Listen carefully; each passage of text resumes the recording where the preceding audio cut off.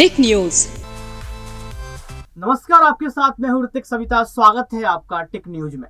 केंद्रीय गृह मंत्री अमित शाह विश्वास जता रहे हैं कि आगामी गुजरात विधानसभा चुनाव में सत्तारूढ़ बीजेपी पिछले सभी रिकॉर्ड तोड़ते हुए सबसे अधिक सीट और वोट हासिल करके राज्य में एक बार फिर सरकार बनाएगी, यानी कि गुजरात में एक बार फिर सरकार बनाएगी। उन्होंने साफ तौर पर कहा कि जहां 2017 में 99 सीटें यहां पर बीजेपी को मिली थी, अब 2022 में ये सीटें और भी बढ़ जाएंगी और यह सीटें 105 और 110 के पार दिखेंगे। उन्होंने साफ तौर पर कहा कि इस बार 2022 में सारे रिकॉर्ड टूट जाएंगे, क्योंकि आम आदमी पार्टी उतर चुकी है। आम आदमी पार्टी कुछ काम लायक नहीं है और आम आदमी पार्टी नई पार्टी है।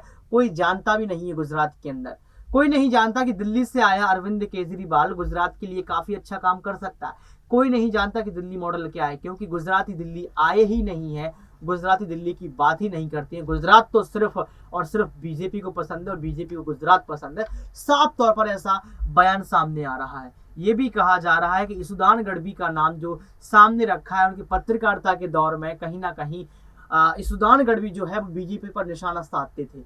भले ही उन्होंने घोटालों को बाहर किया हो, बीजेपी के जो घोटाले हुए हैं पार्टी के अंदर उनको उनसे जनता को रूबरू करवाया हो, लेकिन कहीं ना कहीं ये बीजेपी आरोप लगा रही है कि ईसुदान गढ़वी चाहते थे कि आम आदमी पार्टी या किसी अन्य पार्टी में शामिल होकर वो गुजरात के मुख्यमंत्री बने, इसलिए उन्होंने महामंथन किया। लेकिन राजनीति का महामंथन ईसुदान गढ़वी नहीं संभाल पाएंगे, ऐसा साफ तौर पर बीजेपी कह रही है, बीजेपी पार्टी के नेता कह रहे हैं।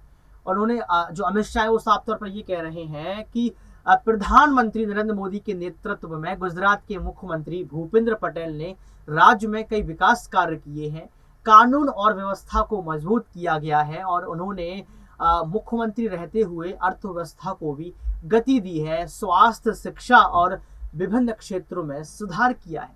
यहाँ पर भूपेंद्र पटेल की तारीफ अमित शाह कर रहे हैं, लेकिन भूपेंद्र पटेल ना इस्तीफा देते हैं।